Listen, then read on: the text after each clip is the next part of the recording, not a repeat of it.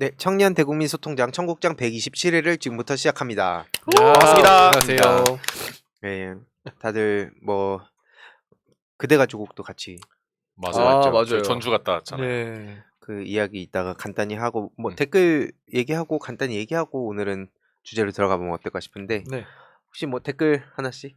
네, 저는 뭐 저번 주에 장풀 친구님이라는 분께서 오늘 방송도 너무 좋았습니다. 내용도 알차고 재미도 있어서 시간 가는 줄 모르고 들었네요. 젊은 네 분에게 많이 배우고 갑니다. 뭐 이렇게 댓글 달아주셨는데 좀 그런 의미가 있을 것 같아요. 그러니까 저희가 이 방송을 항상 재밌고 좀 알차게 하려고 많은 노력들을 하시는데 좀 이렇게 알아봐 주시는 좀 댓글을 남겨주신 것 같아서 굉장히 좀 뿌듯하고요. 그러니까 앞으로 더 열심히 하겠다. 뭐 그런 얘기입니다. 예, 감사합니다. 네, 저 자연스럽게 넘어가면 저 지난주에 파타고니아 얘기 말씀드렸더니 파타고니아 혹은 뭐 ESG 뭐 환경 관련해서 댓글 많이 달아주셔서 감사해요. 오늘도 환경 주제 또 준비했으니까 잘 들으시면 좋겠고 근데 읽고 싶은 댓글은 이거였어요. 최종훈님께서 이번 썸네일 경 인중에 코수염 그려서 히틀러처럼 보이게 해주세요. 보고 웃었습니다. 감사합니다. 네, 좋습니다. 네, 저도 이번에 좋은 댓글 너무 많이 달아주셔가지고 아름다움님께서도 좋은 댓글 달아주셨는데 읽고 싶은 게 2개 있어서 네. 빨리 읽겠습니다.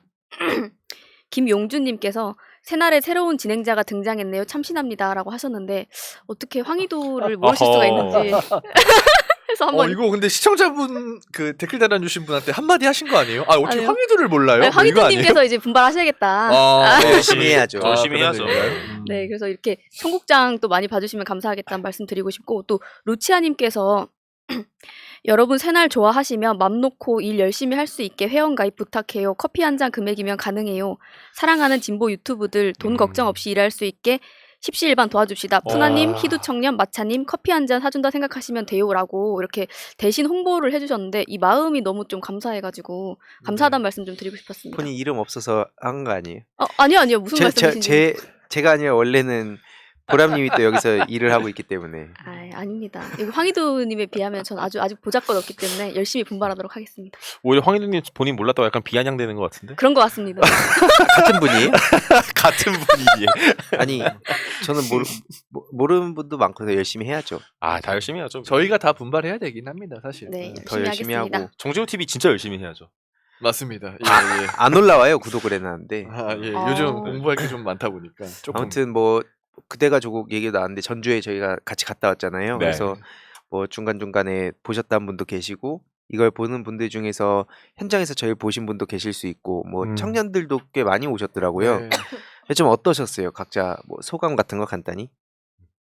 저 같은 경우는 아마 많이 공감하실 것 같아요. 그 관련된 뉴스, 그 조국 장관 관련된 뉴스가 이제 막 나오기 시작했을 때 처음에는 많이들 이렇게 관심 있게 지켜보시다가 이렇게 일상에 치이고 업무에 지치시고 하셔서 중간에 한번 흐름을 딱 놓친 이후에는 뭐가 진실인지 헷갈리시고 하면서 추적하기 어려웠던 분들이 더 많으실 것 같아요. 저도 그런 사람 중 한 명이었는데 영화를 보면서 다시금 어떻게 저들이 조작을 하고 어떻게 탄압하고자 마음을 먹고 프레임을 만들고 해왔는지에 대해서 팩트 중심으로 시간 순서대로 이렇게 쭉 한번 과거를 살펴볼 수 있었기 때문에 여전히 무엇이 진실이고 무엇이 아닌지 좀 궁금하시고 한번 중간에 좀 흐름을 놓쳤던 분이 계시다 하시면 꼭 한번 보시면 좋을 것 같습니다. 네. 저도 사실 조국 전 장관 그 당시에 저는 사실 정치시사 무관심층이었기 때문에 이번에 좀 되게 집중해서 봤거든요. 근데 어떤 일들이 있었는가. 근데 제가 뭐 영화 내용을 좀 스포할 수는 없지만 그냥 그런 2가지 감정이었던 것 같아요. 개인적으로 슬픔과 그리고 분노. 딱 그 2가지 감정이었던 것 같고 네. 특히 요즘 이 내각 구성이나 정부를 보면 정말 뭐 말도 안 되는 그런 후보자들이 많잖아요. 근데 영화 내용 중에 그런 장면이 잠깐 나와요. 그 조국 전 장관 집에 기자들이 그냥 진짜 거의 무슨 산성처럼 막 이렇게 네. 둘러싸고 뭐 천막도 치고 그쵸. 근데 심지어 뭐 배달 음식까지 뭔지 검사할 정도로. 그런데 과연 그 기자들은 지금 이 시국에 뭐 하고 있나? 막 그런 의문이 들면서 굉장히 분노도 많이 생겼고 아무튼 그렇습니다. 그러니까 정치시사 무관심층의 청년들이 보기에는 그래서 뭐 잘못한 거 아니야? 이런 식으로 비춰질 수도 있을 것 같다라는 게 좀 많이 안타까웠어요. 그래서 앞으로 스피커들이 해야 될 역할에 대해서도 좀 고민을 많이 해봤던 것 같고 아무튼 되게 좀 유익한 시간이었던 것 같죠. 의미 있었던 그런 시간이었습니다. 네. 영화 제목이 그대가 조국인데 많은 분들께서 영화를 보시면 왜 제목이 그대가 조국인지 좀 느낄 수 있을 거라고 생각이 들었어요. 보는 순간 이게 처음에는 조국 장관 때문에 시작을 하셨던 분들도 되게 이제 본인의 정말 일이 되신 분들이 많이 계시고 그쵸. 이제 뭐 등장하시는 분들 많이 뭐 여러 아시는 스피커분들도 계신데 이제 진보 진영에서 활동하시는 스피커분들 이런 분들이 그리고 각자의 역할을 가지고 서로 연대하고 함께 같은 방향으로 나가면서 그렇게 힘을 받는 거 아닌가 생각이 좀 많이 들었습니다. 그래서 보면서도 사실은 영화를 보면서도 그렇고 그 전에도 정호영이나 뭐 여러 장관 후보 내정자들을 보면서도 계속 조국 전 장관의 이 사건이 튀어나올 수밖에 없잖아요. 그래서 네. 맨날 똑같은 얘기를 반복하는데도 그쵸. 이 진실이 많이 전달이 안 되는 것 같다는 안타까움도 들고 네, 그랬습니다. 그쵸. 뭐 말씀 주셨듯이 뭐 새날을 비롯해서 유튜브 채널에서도 그때그때 계속 반박을 했지만 그 내용들 다 볼 수 있는 게 현실도 아니기도 하고 그쵸. 뭐 정치 고관여층이 아닌 이상 처음엔 좀 따라오다가도 너무 많은 소식들이 그때 쏟아지고 악마화가 완성돼 있었고 뭐 7대 뭐 스펙 위조 이런 식으로 딱 그 따옴표를 따버리니까 뭐 약간 그런 사람들이 많았던 것 같아요. 애초에 돌 던지고 민주진영 싫어하는 사람들 말고 민주진영 안에서도 괜히 사법부가 저렇게 판단하진 않았겠지 유죄라고. 그쵸.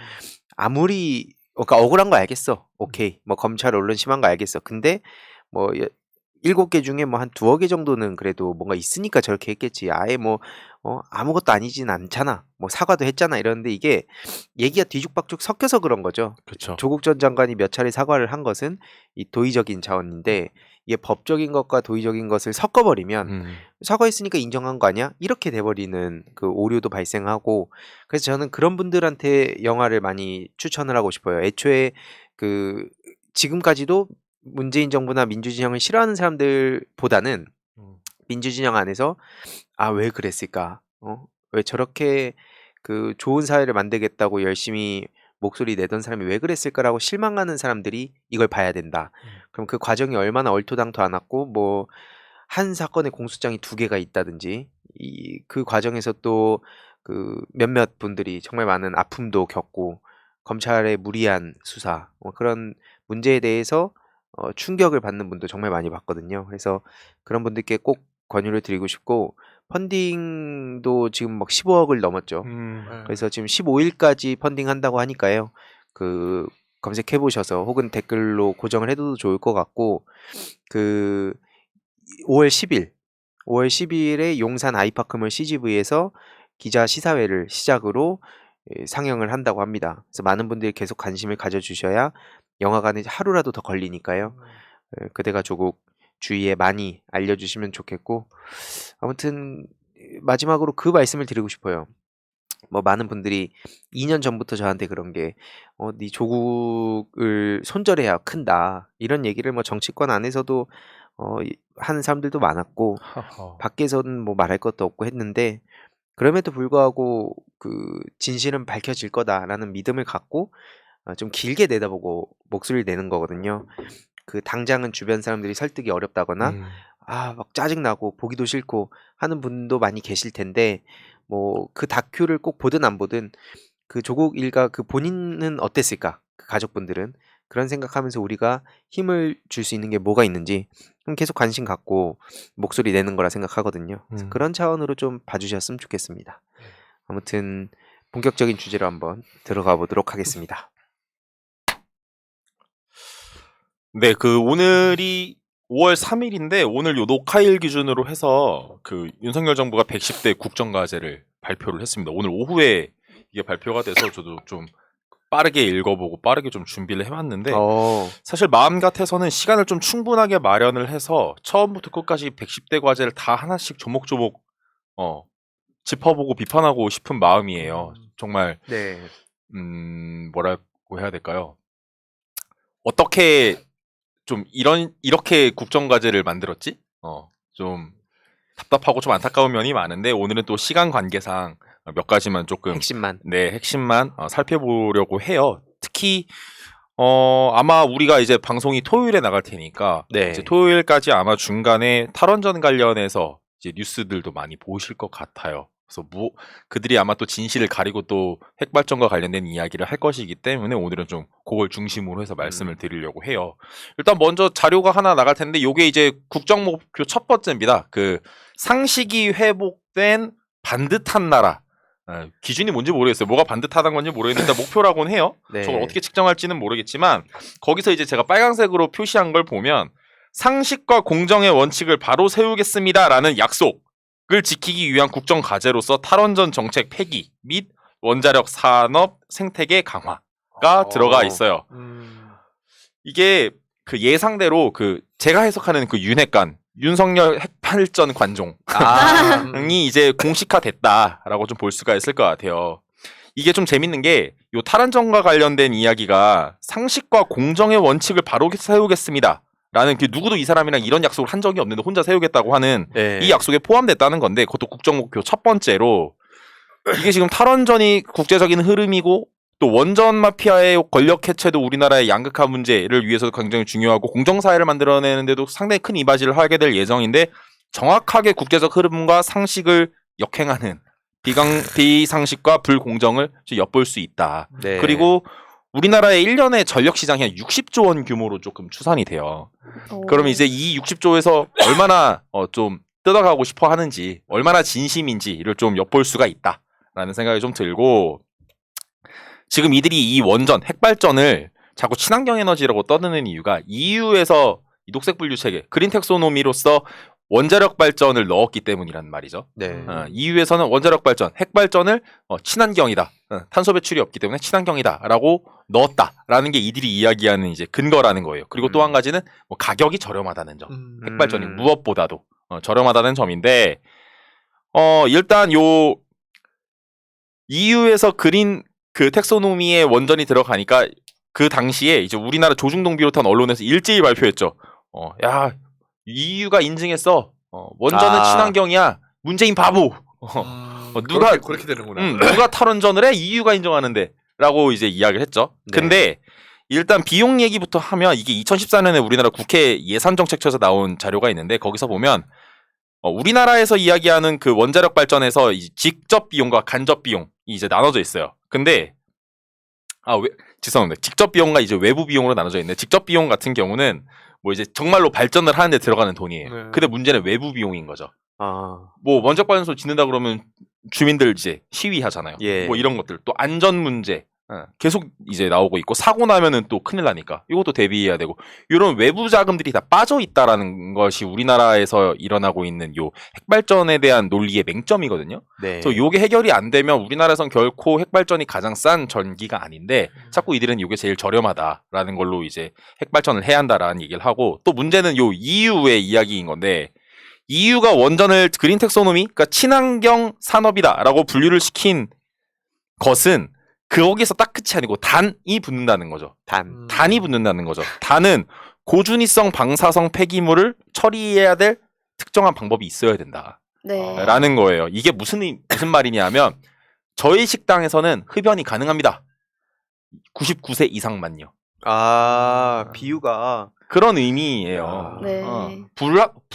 이거 할 수가 없다라는 거죠. 현실적이지 않다라는 거죠. 네. 근데 한번 해보려면 해봐. 왜냐하면 유럽에서도 핵발전을 주요 그 에너지 믹스로 삼고 있는 뭐 프랑스 같은 나라들이 있기 때문에 그 이해를 반영을 한 거죠. 대신 한번 할 수 있으면 해봐. 라는 거거든요. 근데 이 단을 싹 지워버리고 앞단만 따는 거죠. EU가 친환경으로 인정했다. 라는 것만. 그러면서 아마 앞으로는 그 얘기가 좀 나올 거예요. 왜 대선 토론회 때 RE100이 굉장히 화두였잖아요. 네. 근데 이들은 RE100 대신에 CF100이라는 걸 아마 앞으로 굉장히 제시할 거예요. CF는 뭐냐면 카본 프리. 탄소가 없다. 탄소 배출이 없다. 탄소 배출 없는 100%다라는 건데 그건 어떤 의미냐면 RE100은 재생에너지로 100%를 하겠다라는 거잖아요. 전력을 발전을 할 때. 그런데 CF는 탄소 배출을 하지 않겠다라는 거예요. 그럼 탄소 배출을 하지 않는 방법, 여러 가지 방법 중에는 재생에너지뿐만 아니라 원자력 발전, 핵발전이 거기 들어갈 수가 있는 거죠. 그러니까 뭐 흰쥐든 뭐 검은쥐든 뭐만 잘 잡으면 된다 했나? 네. 흥묘백묘론. 흥묘백묘론처럼 처럼 그들이 이제 교묘하게 RE100, 그러니까 재생에너지 확대를 무시하고 원전을 넣기 위한 수단으로서 CF100이라는 것을 이제 이야기할 것이다. 그래서 뭐 구글이 이걸 얘기했다고 하는데 이건 RE100에 사실 대적할 만한 어떤 국제적 트렌드도 아니고 캠페인도 아니기 때문에 현실성도 좀 없고 인정도 못 받는 거예요. 친환경이라고. 하지만 이들은 와. 또 눈속임은 할 것이다. 라고 충분히 좀 예상이 좀 언론이 될 수 또 있어요. 마사지를 많이 하겠네요. 다른 명분으로 해서. 그렇죠. 그리고 또 뭐 그다음 또 국정과제를 보면 이게 이 탈원전 관련해서 이 국정과제가 그 상당히 좀 나름대로 디테일하게 있습니다. 여러 가지 진심으로 좀 준비를 한 것 같아요. 근데 그 중에서 요 네모친 부분을 보면은 저 부분이 가장 핵심이에요. 방패물 관리, 고준위 방패물 처분을 위해서 관련된 절차 방식 일정 등을 규정한 특별법을 마련하고 또 컨트롤 타워로 국무총리 산하의 전담 조직을 신설 추진하겠다라는 건데 이게 뭐 대통령 산하도 아니고 국무총리 산하에 저걸 하겠대요. 5년 안에 고준위 방사성 폐기물을 관리할 수 있는 실질적인 방법을 하겠다라는 건데 5년 안에 저거를 한다는 게 우리나라가 한 80년대부터 이 고준위 방사성 폐기물 처리하려고 전 국토를 뒤지고 세계를 뒤지고 있는데 못 찾고 있거든요. 네. 5년 안에 이걸 찾겠다? 전 세계 다른 나라들도 지금 못 찾고 있어요. 근데 5년 안에 국무총리실 산하에 컨트롤 타워 하나 만들어서 이걸 찾는다는 거는 차라리 저거보다 우리가 화성을 가는 게 훨씬 빨라요. 화성 개발이 빠를 거예요. 도시투더문. 네. 야.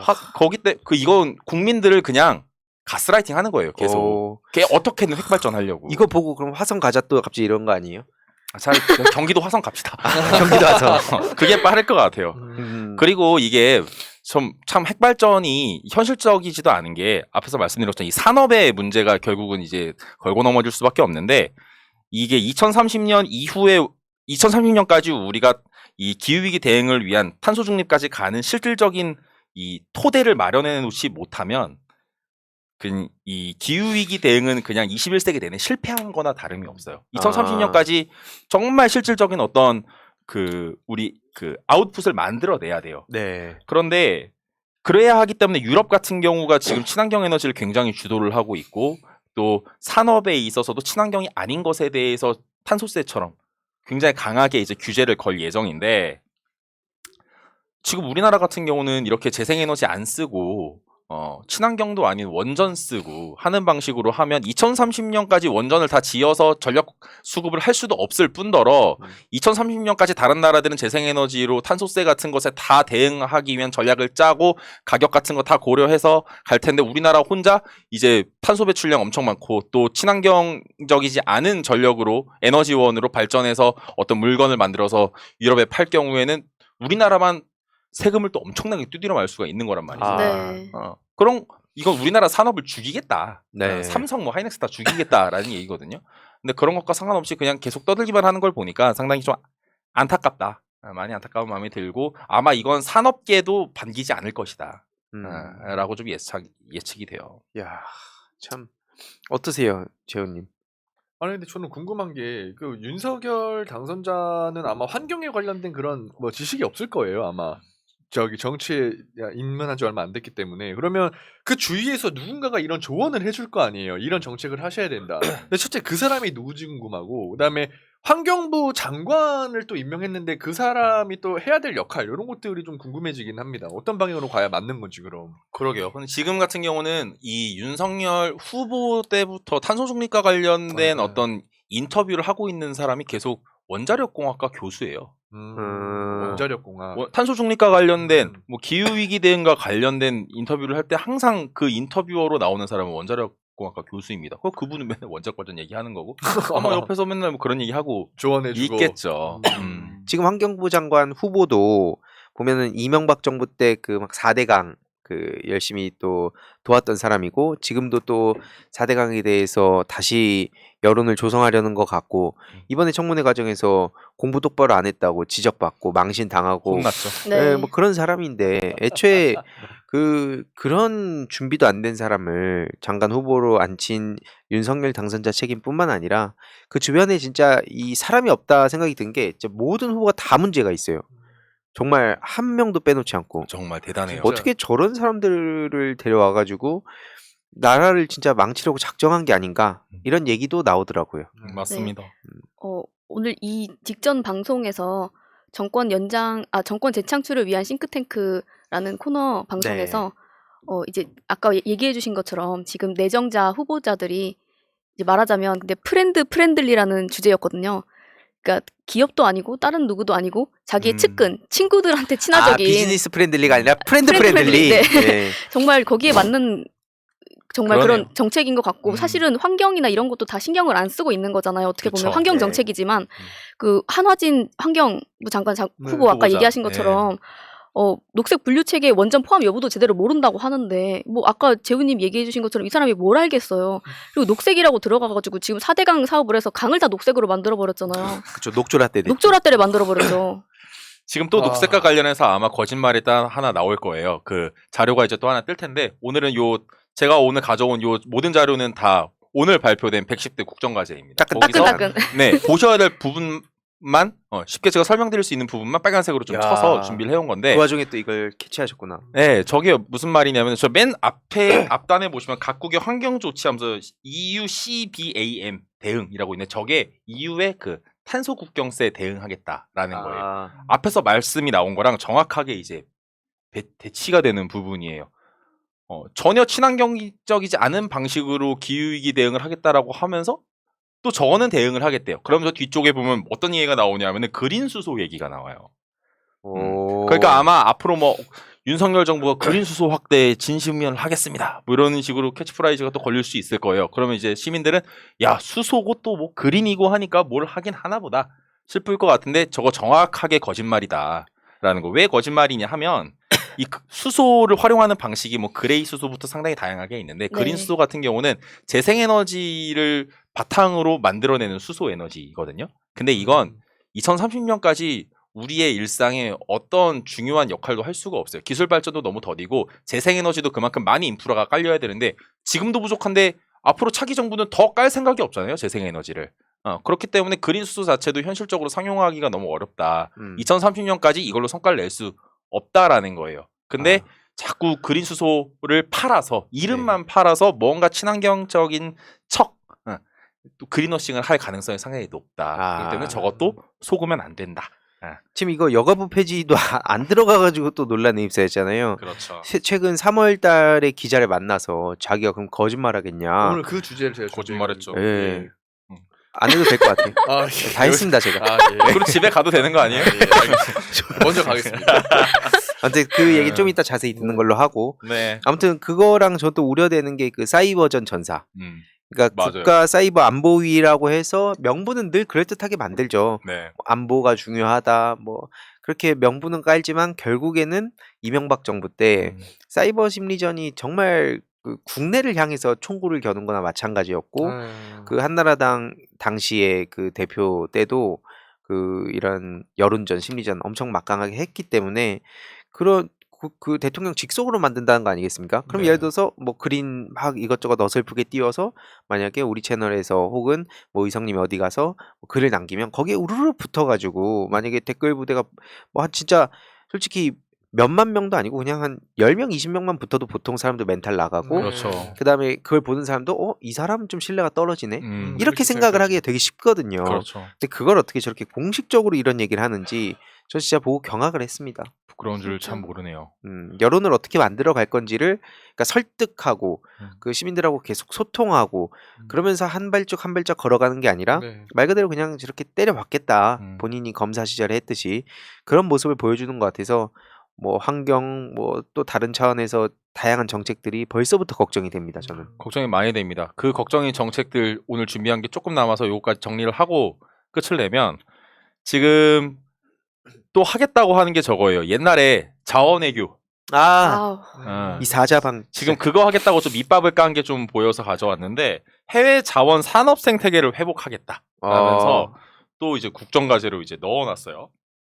이게 그 해외에 결국은 그 화석연료에 이제 투자를 하겠다라는 건데 이게 잘 돼도 욕을 먹고 안 돼도 욕을 먹는 건데 안 되면 자원외교처럼 욕을 먹는 거고 잘 된다고 하더라도 이게 해외 화석연료에 투자했다가 뭐 우리나라가 안 그래도 베트남이나 인도네시아에 화력발전소 짓는데 투자하기도 했고 아니면 ESG 본인들이 그렇게 잘한다고 이제 자평하는 SK가 해외에 또 그 천연가스에 또 투자했다가 또 그린워싱이라고 세계적으로 욕을 많이 먹었거든요. 언론에 많이 안 나왔지만 그러니까 다른 나라들이 이제 점점 안 하고 있는 화석연료에 대한 투자를 늘려가겠다라는 것을 암시하는 그런 국정과제를 넣어놨다. 저것도 우리가 계속 좀 살펴봐야 될 부분이고 또 수소 얘기도 나오네. 저 수소 얘기는 이제 더 이상 패스할게요. 그리고 또 최근에 또 전기 민영화 얘기 나왔잖아요. 그러면서 네. 전기 민영화 또 밑밥 가려고 뭐 다양성 갖다 대면서 뭐 누구도 해달라고 한 적이 없는데 자꾸 무슨 전력시장의 경쟁과 실자 원칙을 도입하겠다고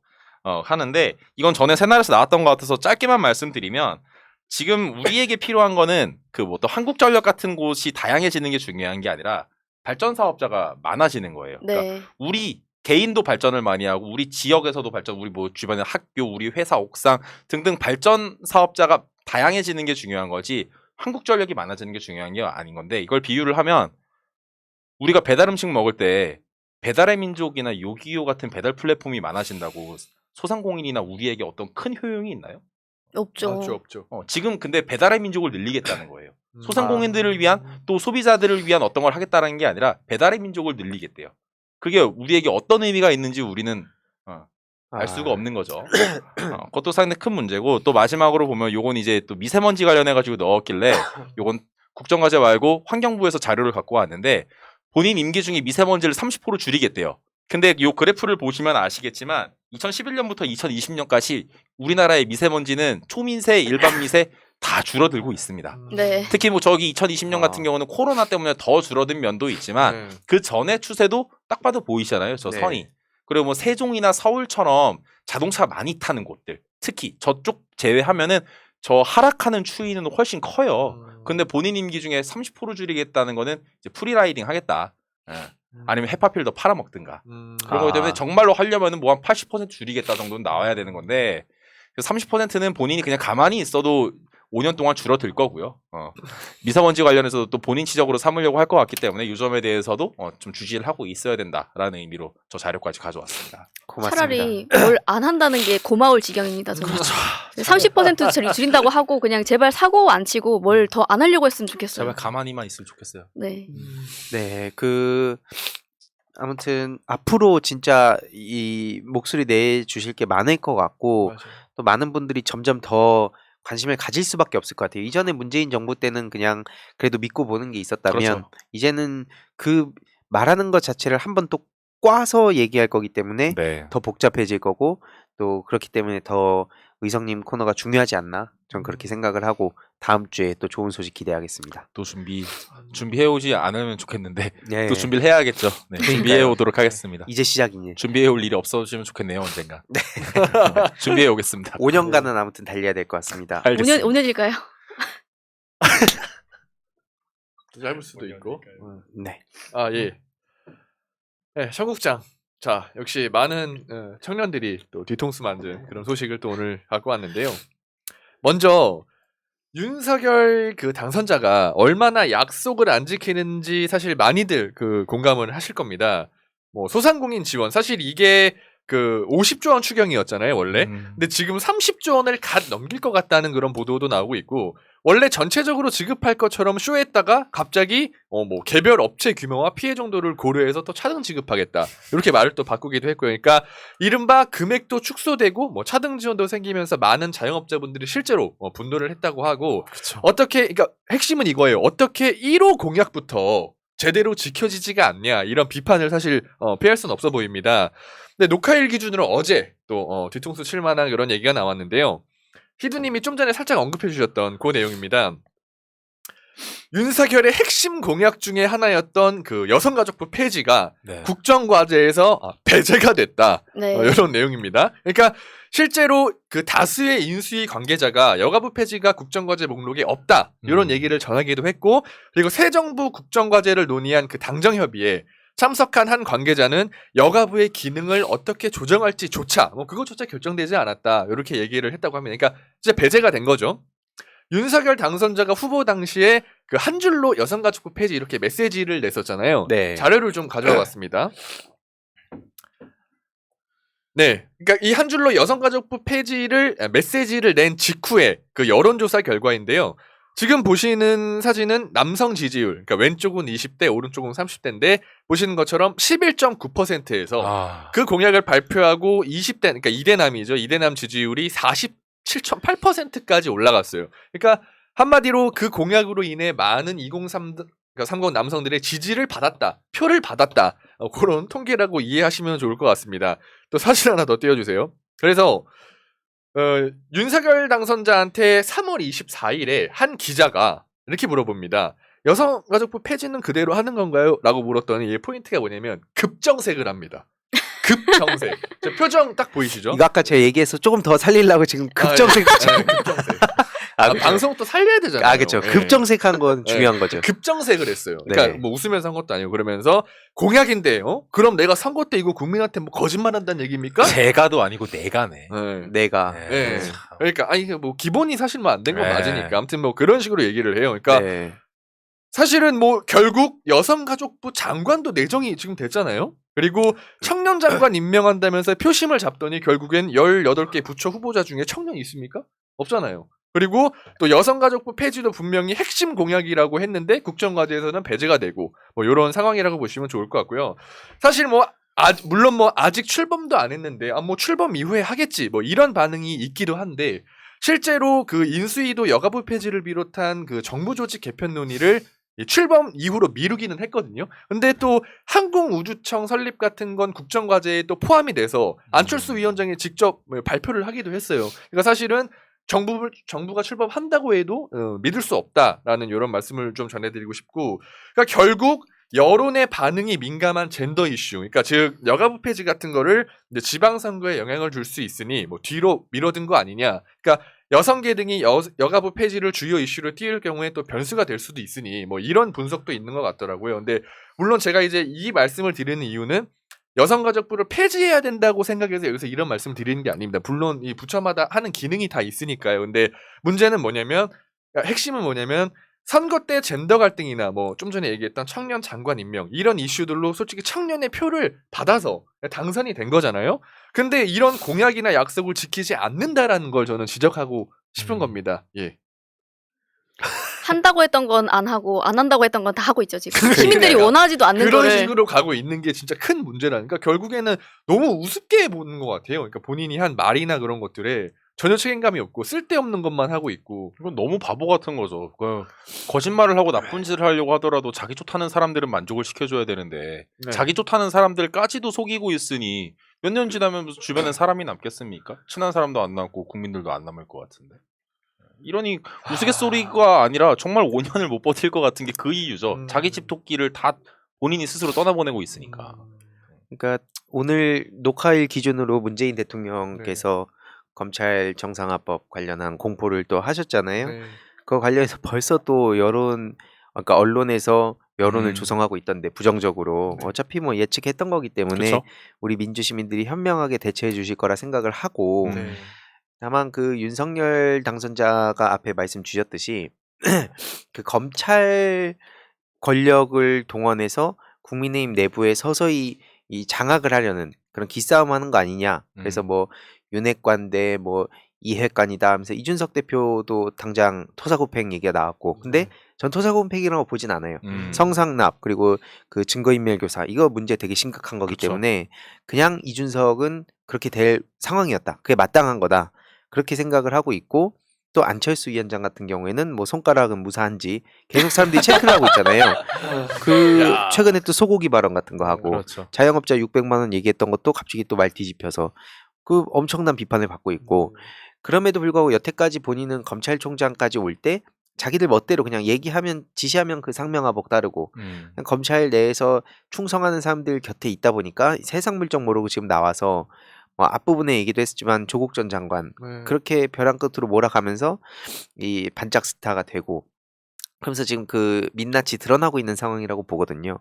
그러니까 결국에는 국민의힘 내부에서도 일시적으로 지금 무서워서 말을 못하는 것뿐이지 검찰 정상화되고 검찰의 힘이 빠지기 시작하고 수사기소 분리돼서 정관비리 한쪽에서 막히고 검찰 내부에서도 더 이상 힘이 약해지고 그러면 윤석열이 믿고 있는 그 백이 굉장히 힘이 많이 빠지게 되는 거고, 그러면 하루아침에 팽당하는 게 정치권이거든요. 이 정치권이 아무리 그 당장에 막강한 권력을 갖고 있다고 해도 뭐 옛날에나 나는 새도 떨어뜨리는 권력 뭐 제5공화국 시절 얘기 나오고 해도 지금은 전혀 그 힘을 못 발휘하잖아요. 물론 그렇죠. 뒤에서 어느 정도 발휘한다고 해도 이미 그 자체가 옛날과는 많이 다르고 네. 결국엔 그 힘은 빠질 수밖에 없는 상황인데 지금 한동훈 같은 사람들 보면 세상 무서운 줄 모르고 저러고 있죠. 네. 그러니까 그런데 이렇게 정재훈님 같은 청년들이 소신 발언을 당당하게 해야 돼요. 그렇죠. 뭐가 무섭냐? 맞습니다. 저 그렇게 생각합니다. 왜냐면 솔직히 아니 이게 그게 좀 문제인 것 같아요. 뭐 이게 뭐 고소당할까봐 뭐 말을 조심하고 근데 저는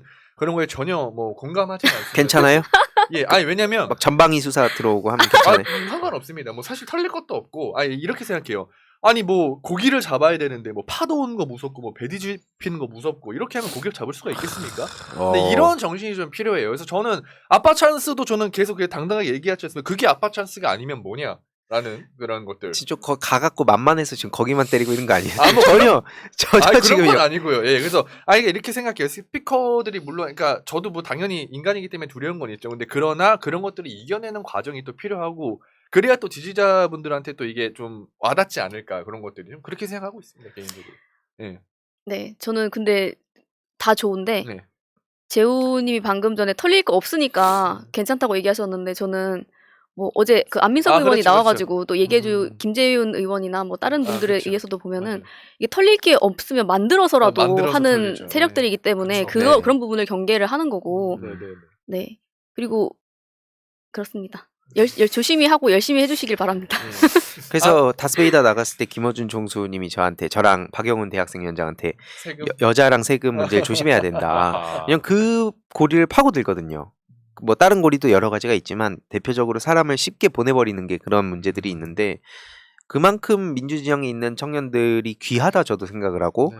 그런 분들한테 또 많은 관심이 가야 된다 생각하고 그래서 또 이 청국장을 봐주신 분들한테도 되게 감사드리는데 그 말씀 진짜 드리고 싶어요. 괜히 뭐 정신 승리하자 이게 아니라 이명박 그다음 박근혜 그때는 그러니까 지금 이 어떻게 보면 김대중 노무현 정부를 딱 거치면서 결국에는 5년이라는 시간이 딱 정해져 있잖아요. 네. 그러니까 뭐 5년이 안 된다 만다 이런 얘기도 있지만 어쨌든 최대치가 5년인데 옛날에 보세요. 뭐 박정희 시절 그 시절 살진 않았지만 뭐 전두환 시절 지금 우리가 뒤늦게 태어났을 때 그 과거를 보면 야, 이 뭐 1987년에 역사가 바뀌어 이렇게 생각을 하는데 그때는 정말 깜깜했을 거 아닙니까? 그렇죠. 근데 그때 목숨 바쳐갖고 들었던 분들이 지금 86세대라고 또 욕을 먹는 분들이 계신데 그런 차원에서 저는 너무 그렇게까지 이 86 악마화 프레임에 우리 스스로도 넘어갈 필요 없다라고 생각을 해요. 네. 물론 그들이 완전 무결하다거나 뭐 정말 비판할 점이 없다거나 이런 게 아니라 전쟁이 벌어졌을 때 우리가 타격을 또 명확해야 되지 않나. 이따가 뭐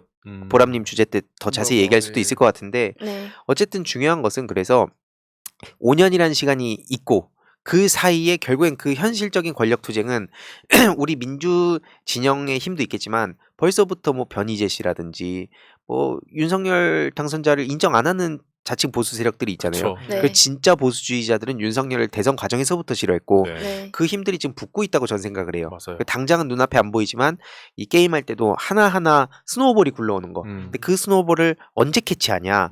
그러면 일찍이 그걸 막을 수도 있는 거고 뭐 몸 안에 예를 들어서 암세포 같은 경우에도 말기가 될 때까지 티가 안 나는 암도 있잖아요. 근데 그거를 일찍이 그 해결을 하는 경우가 있고 그냥 가만히 냅두고 있다. 눈에 보이지 않고 느껴지지 않으니까. 그러다 나중에 뭐 되게 힘들어지는 순간도 오는데 마찬가지로 지금 윤석열 당선자는 하면 안 될 짓들만 골라서 하고 있기 때문에 맞습니다.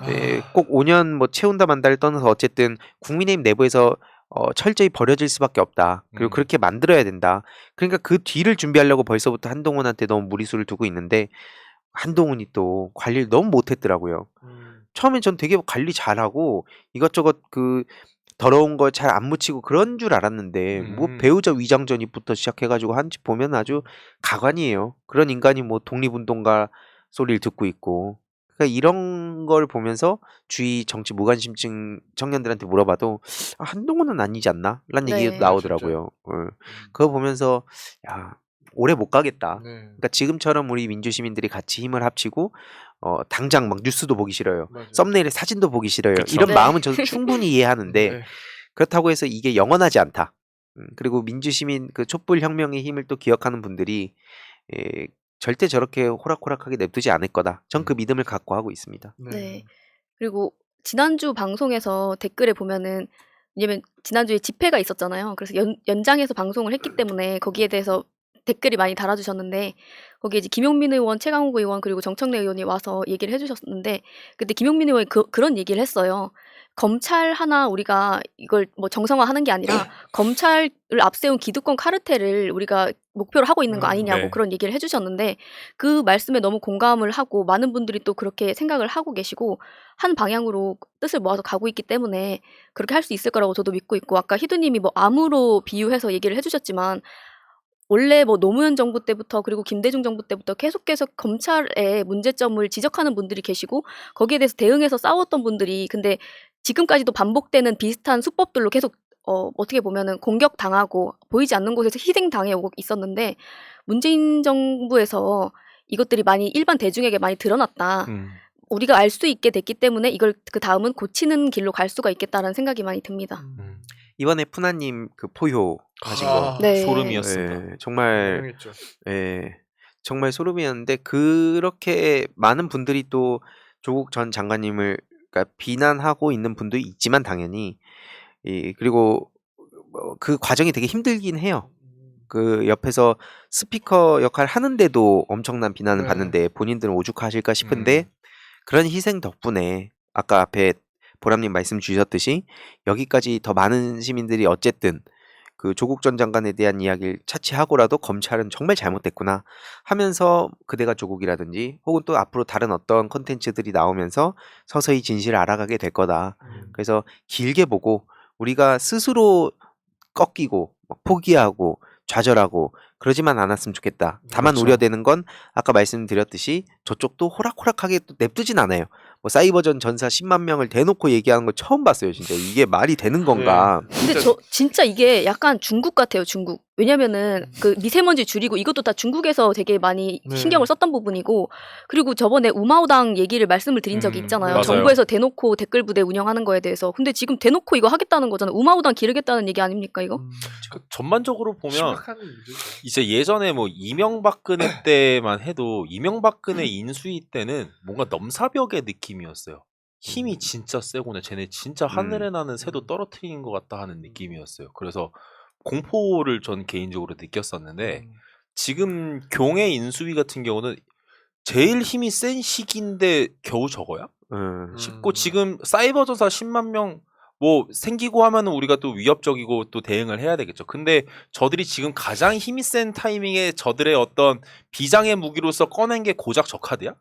라는 걸 보면 전반적으로 힘 자체가 카르텔 자체의 그 끈끈함이 예전 10년 전에 비해서는 전반적으로 많이 너프가 되었다는 생각이 들기도 하고 또 탄핵을 우리가 거치고 문재인 정부를 거치는 동안 민주시민들의 역량 또 조직력 또 민주주의에 대한 이해 같은 것들도 그리고 또 무엇보다도 그 희두님처럼 저 몸빵이 좋아졌다. 재훈님 있잖아요, 재훈님. 또 몸빵에 또 새로 떠오르는 또 희망 재훈님도 있고 이런 것처럼 전반적인 전투력 자체가 민주시민들이 많이 올라간 것 같아서 앞으로의 5년 동안 뭐 질 거라는 생각보다는 좀 최대한 안 다치고 덜 다치고 이기면 좋겠다라는 생각이 좀 크네요. 한 10년 동안 많이 변화한 것 같아요. 그런 면에서.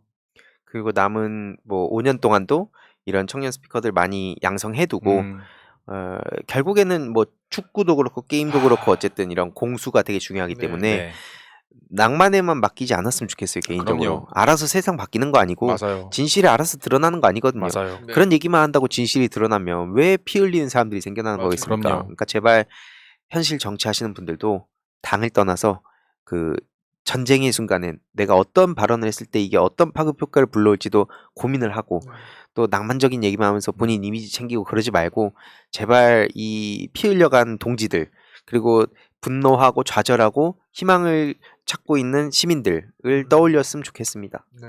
소신 발언 잘 들었습니다. 정말 새겨들어야 될 게 그냥 혼자 생각한 거예요. 네. 네. 그냥 누군가 대상으로 한 건 아니고 독백인가요? 독백이죠. 네. 그럼 우린 다 못 들은 척하고 아, 네. 진짜 그러니까 좀 이어가자면 진짜 말씀해주신 내용처럼 정말 기대가 어떻게 이렇게 안 될 수가 있나라는 생각이 들 정도예요. 그러니까 사람이라는 게 신뢰도 없고 그리고 그러니까 제가 말씀드렸던 대로 1호 공약부터 어기는 사람, 그러니까 당선 즉시하겠다는 공약도 어기는 사람, 그리고 청년들의 표를 하겠다라고 여가부 폐지하겠다라고 해서 끌어와 놓고 정작 국정과제에서는 빠지는 이게 참 어떻게 이렇게까지 할 수 있나 그럼 대단한 생각이 들기도 하고 그리고 병사 월급 200만 원도 아직까지 지금 얘기가 많거든요. 그게 안 한다가 했다가 다시 한다고 했다가 그것도 엄청 지금 말이 많습니다. 근데 어쨌든 뭐 결론만 얘기하면 재원 마련이나 이런 것도 쉽지 않은 상태고 그리고 얘기 나왔던 뭐 LTV 완화 이런 것도 하겠다고만 하지 사실 또 구체적인 수치는 또 아직까지 발표가 안 됐고 그 일기 신도시 주민분들도 화 많이 나시잖아요. 네. 말 바꿔갖고 부동산 그 민감한 맞습니다. 건데. 맞습니다. 네. 그러니까 그런 것들을 다 더했을 때 진짜 이제 뭐 믿을 구석이 진짜 하나도 없는 것 같아요. 그리고 그 의석영이 저번에 지적해 주셨지만 병사 월급 200이 사실은 지금 부사관, 그러니까 하사 1호봉 월급이 월 167만 원이고 소위가 지금 172만 원이라고 해요. 근데 병사 월급이 200이면 이게 안 맞는 거잖아요. 근데 그런 부분도 진짜 좀 조율이 필요할 것 같은데 그러니까 차라리 오히려 이재명 후보 당시 그러니까 병사 월급 200만 원을 27년까지 단계적으로 인상 그런 방식이 좀 더 훨씬 효율적이지 않나 그런 생각이 들고 마무리하는 측면에서 좀 말씀을 드리겠습니다. 그러니까 여성가족부 폐지하면 사실 제가 뭐 여기 새날에서 계속 말씀드리지만 이 여성가족부 폐지 원툴로 윤석열 당선자를 찍으라고 했던 그러니까 2번을 찍으라고 했던 그 주식회사 네. 신남성연대 뭐 다들 기억하실 겁니다. 제가 계속 얘기를 하긴 했는데 이게 뭐냐면 대선 당시에 그 신남성연대라고 하는 그 채널의 그 배너사 메인 배너 사진이에요. 네. 보면 윤석열 후보 공식 발표 여가부 폐지 뭐 무고죄 처벌해서 얘를 찍어야 된다라고 해서 실제로 많은 이대남들이 투표를 하기도 했어요.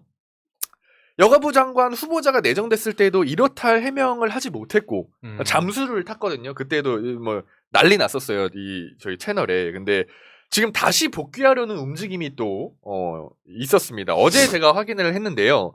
지금 사진 하나 띄워주세요. 지금 보시는 자료는 신남성연대라고 하는 그 디스코드에 있는 언론정화팀이라는 그런 채널입니다. 그러니까 뭐 흑풍회라고도 하죠. 보통 대규모 여론 조작을 할 때 저기를 통해서 지시를 내려요. 그러니까 어떤 거냐면 예를 들어서 내가 윤석열을 대통령 만들어야 되는데 윤석열이 뭐 아리백이 뭐죠? 실수를 했어요. 그럼 그거 막 띄워줘서 놀림을 받을 거 아니에요. 어떻게 그것도 모르냐? 그러면은 그런 기사를 갖다가 소위 말해 여기에 좌표를 딱 찍고 얘들아 여기 가서 여론 조작해라 라고 하면 걔네들이 가서 와 윤석열 잘했다 뭐 그 모를 수도 있지 않냐 이재명 대장동이나 해명해라 이런 식으로 댓글을 만들고 그거에 좋아요를 막 눌러요. 네. 그러면은 다른 사람들이 그 기사를 딱 봤을 때 좋아요 수가 압도적이기 때문에 가장 상위에 노출이 된단 말이에요. 네. 그럼 그 토론회를 안 본 사람은 그렇게 생각했죠. 아 윤석열 저거 모르는 건 당연한데요. 이재명 뭐 저 얘기가 핵심이구나. 이런 식으로 이 여론이 몰아간단 말이에요. 굉장히 심각한 얘기인데 사진 다시 한 번만 띄워주세요. 다른 얘기라도 좀 빠졌습니다. 네, 근데 어쨌든 저렇게 그러니까 5월 1일에 네. 우리 쉴드들 다들 잘 살아있나? 살아있는 쉴드들은 아래 그 좋아요를 눌러 생존 신고 한 번씩 해봅시다. 자 보시면 거의 5천, 그러니까 4,883이죠. 네. 5천 개에 가까운 그 좋아요가 눌렸어요. 즉 이 얘기는 뭐냐? 5,000명이나 되는 인원이 저렇게 몰려다니면서 여론 조작을 한다. 그런 얘기입니다. 좀 전에 말씀드렸던 대로 진짜 중도층이나 무관심층한테는 정말 저런 여론 조작에 큰 영향을 끼친다는 말씀을 좀 전해드리고 싶고요. 선거 때마다 저런 움직임이 있는 것 같아요. 그러니까 누구의 사주를 받아서 하는지까지는 모르겠습니다. 근데 어떻게 선거 때만 되면 저렇게 그런 움직임이 있고 특히 이번 대선 때에도 저렇게 여론조작을 해서 이미 민주당의 고소고발까지 당한 상태였거든요. 근데 아마 5월 1일에 저런 글을 올린 건 곧 있을 그 지선에 개입하려는 움직임이지 않을까 그렇게 생각을 한번 해보고요. 아무튼 마무리할 시간이 됐는데 계속 이 마크를 하면서 여러분들께 소식 전해드리도록 하겠습니다. 예. 네, 알겠습니다. 짧게 얘기할 수 있는 내용들인 것 같아요. 좀 많이 길어졌네요. 그래서 조금만 말씀 주시면 한 20초만 더 써도 아, 괜찮아요? 그래요? 네. 예. 그래서 사실 저도 마크를 하려면 이게 좀 힘을 키워야 되거든요. 그래서 좋아요. 여러분 구독 좋아요 부탁드립니다. 새날도 구독 뭐 해주시고요. 정재훈 TV 좋아요 피디님은 구독. 구독자가 많으시고 그러니까 그리고 20초가 아니라 그거 2초면 되는 거 아니에요? 정재훈 TV도 구독해주시면 여러분들 정말 큰 힘이 날 것 같고요. 저는 저 보람님 주제로 토스하도록 하겠습니다. 알겠습니다. 고맙습니다. 계속 추적해서 소식 알려주세요. 예. 네, 오늘 또 예술 얘기 가져왔는데요. 사진 먼저 한번 띄워주시면 감사하겠습니다. 오, 뭘까 이게 어떻게 연결될까요? 저 사람은 네. 안다. 이 그림이 다들 익숙하실 저 거예요. 유명한 사람. 예. 네. 누구죠? 저 나폴레옹 아닌가요? 맞습니다. 예. 제가 그래도 국적은 나폴레옹 국적이 저희 프랑스던가? 프랑스 맞습니까? 네, 나폴레옹 제과점이요. 예. 그것까지는 네. 내가 확인을 못했네. 미술책보다는 아마 사회책이나 역사책에서 많이 보셨을 것 같은데요. 네, 나폴레옹 맞고 이 알프스를 넘는 나폴레옹이라는 그림인데 이 그림이 색만 달리한 동일한 그림이 5점이나 된다고 해요. 네. 색만 다른 거예요? 네, 저걸 검색을 해보시면은 색깔이 다른 여러 가지 버전들이 나옵니다. 그게 뭐 모조품이 많다라는 거예요? 아니 그냥 그 동일한 작품이 그렇게 애초에 그렇게 그린 거예요? 그렇게 그렸다고 하더라고요. 네. 근데 이 작품이 자크 루이 다비드라는 작가가 그린 그림이에요. 아 다비드님. 네, 다비드가 그렸는데 이 다비드가 당시에 굉장히 유명하고 유능하다고 인정받는 그런 화가거든요. 네. 근데 이 사람이 또 한편으로는 당대 부귀 영화를 굉장히 누리면서 자기의 천재적인 능력을 권력의 도구로 이용했다는 불명예도 또 안고 있는 그런 작가입니다. 어떤 사연인고 하니 네. 이제 이 사람이 루이 16세 당시에 루이 16세의 의뢰를 받아서 왕정시대 화가로서 이제 국가가 좋아할 만한 그림을 그려요. 네, 그 이후에 근데 이제 세상의 분위기가 점차 바뀌고 혁명 정부가 들어서려고 하니까 거기 편에 서서 프랑스 왕과 귀족들로부터 이제 대중들을 해방시키기 위한 운동을 하려고 해요. 그러면서 혁명 정부의 이제 높은 위치까지 이제 올라가려고 자신을 도와줬던 이제 루이 16세와 이제 그의 부인 마리 앙뚜아네트 왕비를 처형하는 거에도 찬성표를 던집니다. 배신을 했네요. 네. 근데 이제 그렇게 하고 이 혁명 정부에서는 꽤 실제 정치까지도 참여를 하고 나중에 뭐 처형하고 이런 데도 이제 참여를 어느 정도 하게 돼서 나중에 혁명 정부가 저물어 갈 때는 실제 수감이 되기도 하고 그런 과정을 거치는데 또 시간이 또 지나고 나서 나폴레옹이 정권을 잡고 나서는 아까 저런 그림을 그립니다. 그래서 거기에서도 굉장히 지금 보시면은 이 그림도 굉장히 과장이 되고 인상적으로 보일 수 있도록 일부러 저렇게 만들어진 건데요. 실제로 저 당시의 날씨가 맑았다고 하고 저게 말이 아니라 노새라는 얘기가 있습니다. 근데 저렇게 만든 거예요? 이제 뭐 저걸 보고 그렸지만 굉장히 말하자면 선동할 수 있을 만한 그 사람을 굉장히 미화시킬 수 있을 만한 그림들을 그렸던 거죠. 뭔가 카리스마 있어 보이고. 네. 저런 걸 해주니까 철새로도 저렇게 살 수가 있는 거예요. 여기저기. 악마의 재능이구나. 결국에 나중에는 벨기에로 명명을 하게 돼서 프랑스에는 돌아오지 못하고 생을 마감하게 됩니다. 벨기에에서 그럼 또 그걸 하나요? 그런 과정은 지금은 없는 그래요? 말씀드릴 수가 없고 다음에 이분을 주제로 해서 다음에 또 한번 얘기를 드리면 재밌는 또 다른 얘기를 또 드릴 수 있을 것 같아요.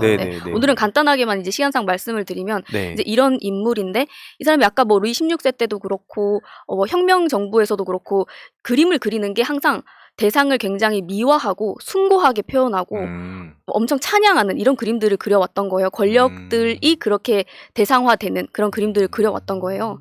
근데 저는 항상 생각을 하는 건데 이 예술이나 뭐 정치적인 영역이나 문화나 이런 것들이 어떤 누군가는 떨어졌다고 생각을 하시는 분들도 있으실 수 있는데 저는 항상 가장 정치적이지 않은 것이 가장 정치적이라고 생각을 하거든요. 그래서 그렇게 표방하는 것이 오히려 그걸 피하기 위함이라고 저는 생각을 하는데 그리고 또 비슷한 맥락에서 가장 중립적이고 합리적이라고 스스로를 표방하는 것이 어떻게 보면은 가장 편향된 것이 아닐까? 생각을 많이 합니다. 예를 들자면 뭐 미국의 언론사 같은 경우에는 지지하는 후보를 어떤 곳인지 노출을 시키고 그걸 감안해서 보시라고 얘기를 하는데 우리나라 언론 같은 경우에는 그렇지가 않잖아요.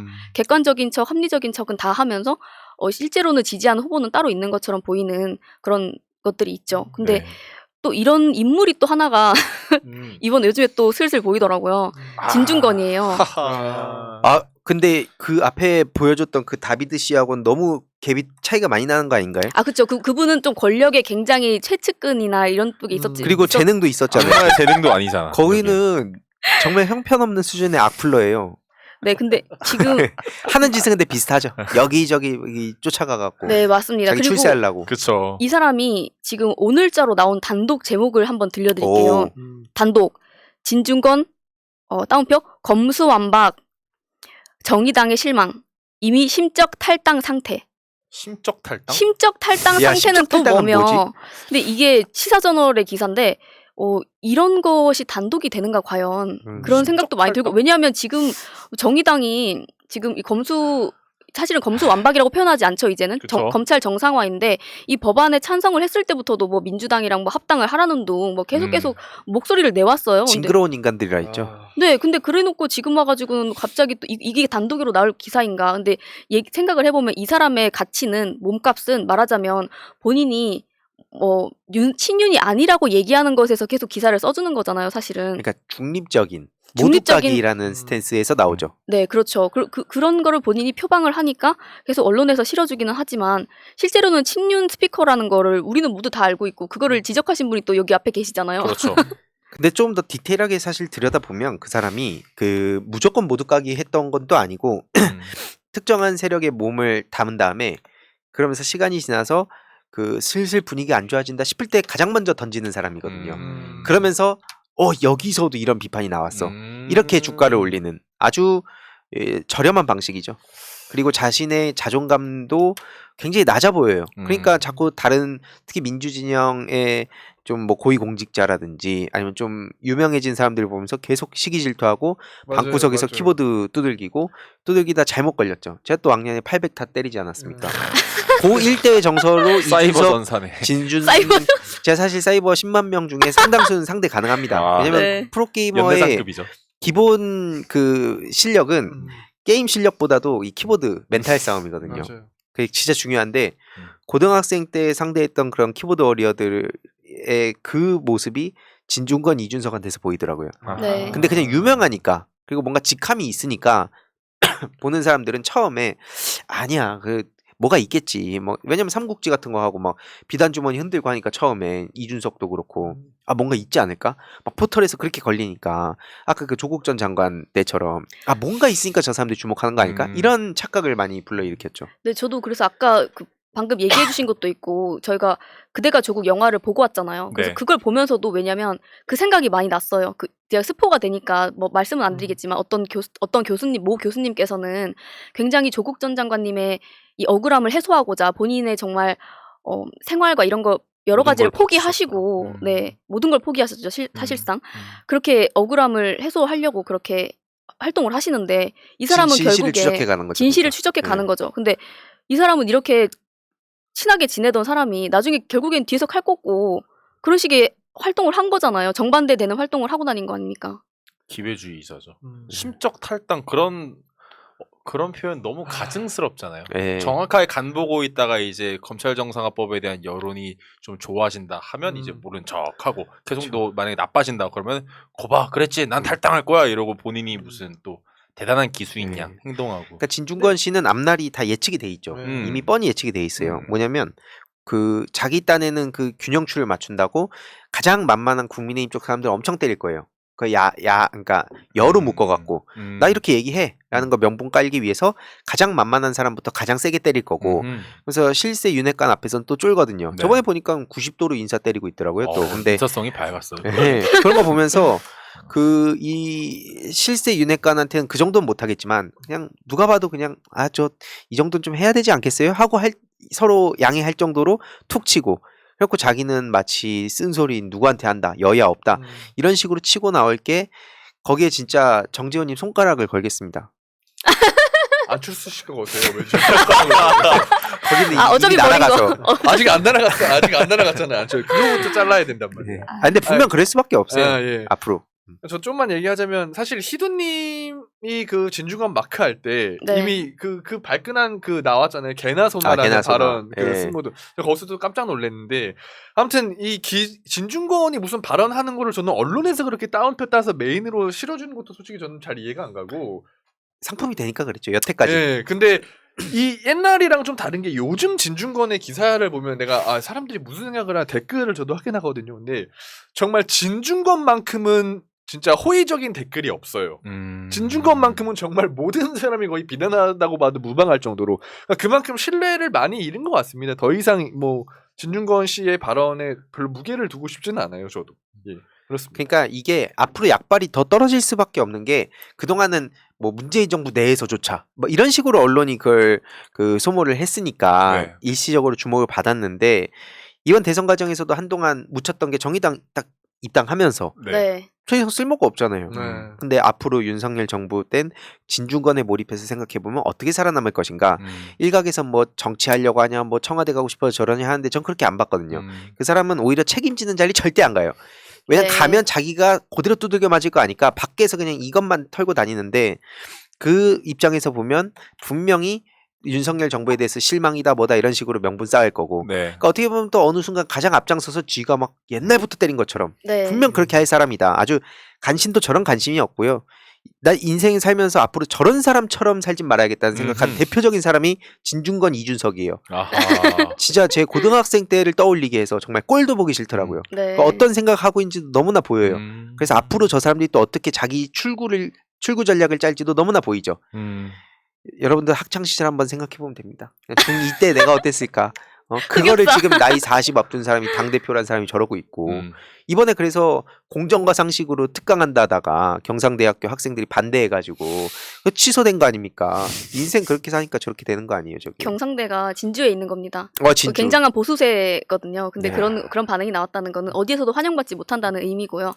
또 마지막으로 덧붙이자면은 이제 진중권뿐만이 아니라 그런 기회주의자들이 뭐 역사적으로 문화예술이나 어디에나 어디 역할에나 항상 있어 왔고요. 네. 그리고 이거를 들으시는 지지자분들뿐만이 아니라 뭐 민주당 관계자분들이 계신다고 하면 이제 진중권이 어떤 얘기를 하건 왜냐면 정의당이 이 검찰 정상화법을 막으려고 했을 때 굉장한 사람들이 거기에 대해서 비판을 했고 그래서 결국에는 정의당도 돌리지 않았습니까 뜻을. 그래서 네. 이 검찰 정상화라고 하는 것은 역사의 큰 흐름이고 진짜 맞아요. 막을 수 없는 방향대로 갈 수밖에 없는 것이다. 거기에 많은 분들이 끝까지 진짜 힘을 좀 내주셨으면 좋겠다 생각합니다. 네, 좋습니다. 오늘 청국장 127회도 여기서 마무리를 하고 저희는 또 다음 주에 다양한 소식을 들고 찾아뵙도록 하겠습니다. 시청해 주셔서 감사합니다. 감사합니다. 민주주의 평화 통일 다 죽어간다 이대로는 놔둘 수 없다 자 다시 한번 해보는 거야 자 다시 한번 싸우는 거야 자 손 맞잡고 어깨를 걸고 우리 함께 이기는 거야 자 다시 한번 해보는 거야 자 다시 한번 싸우는 거야 자 손 맞잡고 어깨를 걸고 우리 함께 이기는 거야 자 다시 한번 해보는 거야 자 다시 한번 싸우는 거야 자 손 맞잡고 어깨를 걸고 우리 함께 이기는 거야 자 다시 한번 해보는 거야 자 다시 한번 싸우는 거야